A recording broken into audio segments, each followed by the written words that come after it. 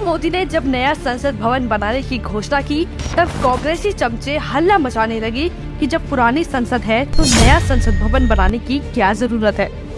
देश का पैसा बेवजह खर्च किया जा रहा है। ढेर सारे न्यूज़पेपर्स ने भी अपनी रिपोर्ट में बताया कि नए संसद भवन में 888 लोकसभा और 384 राज्यसभा सीटें होंगी, जबकि अभी मात्र 543 सांसदों की बैठने की व्यवस्था है। तो ये किस बात का संकेत है? क्या इतना खर्च ऐसे ही किया?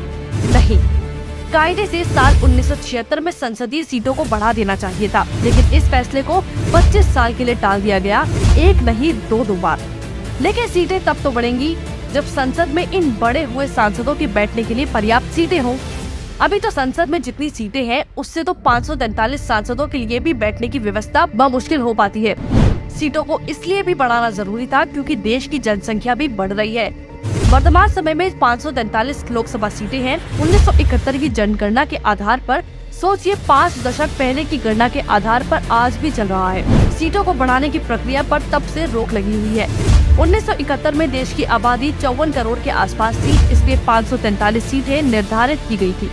लेकिन 1971 से लेकर अब तक हमारी आबादी 140 करोड़ से ज्यादा हो गई है, तो हमारा प्रतिनिधित्व करने के लिए लोग भी बढ़ने चाहिए थे। वर्तमान समय में एक सांसद औसतन 12 से 20 लाख लोगों का प्रतिनिधित्व करता है, जो बिल्कुल भी ठीक नहीं है। जबकि ब्रिटेन में एक सांसद सिर्फ 72,000 लोगों का, कनाडा में 97,000 लोगों का, यूएस में 5 से 7 लाख लोगों का ही प्रतिनिधित्व करता है। नया संसद भवन बनाने का जो फैसला आज पीएम मोदी ले रहे हैं, ये काम 1976 में इंदिरा गांधी की सरकार को ही कर लेना चाहिए था। लेकिन इंदिरा गांधी को अपने पोते का जन्मदिन हवाई जहाज में मनाने से फुर्सत मिले तब तो वो देश की जनता के बारे में सोच पाती।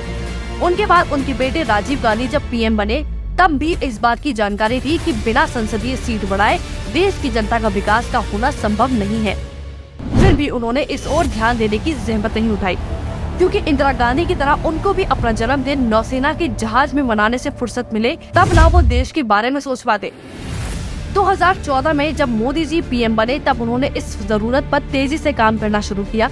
आज जो नया संसद बन रहा है उसमें 888 सांसदों के एक साथ बैठने की व्यवस्था है। मतलब आने वाले 2024 के बाद वाले लोकसभा चुनाव में देश की जनता को उनकी जरूरत के हिसाब से सांसद मिल जाएंगे। ये चुने हुए सांसद अपने संसदीय क्षेत्र की हर जनता की समस्याओं को सुनकर उसे संसद में उठाकर उन तक आसानी से मदद पहुंचाएंगे। कांग्रेसी नए संसद भवन का विरोध इसलिए भी कर रहे हैं क्योंकि इनकी नीति रही है समस्या का निवारण करने की बजाय उसे बना के रखो ताकि लंबे समय तक उस समस्या के नाम पर वोट हासिल करते रहे। उदाहरण के लिए उनका गरीबी हटाओ नारा देख लीजिए। इंदिरा से लेकर सोनिया तक सभी ने यही नारा दिया, लेकिन आज तक गरीबों की गरीबी दूर नहीं कर पाए।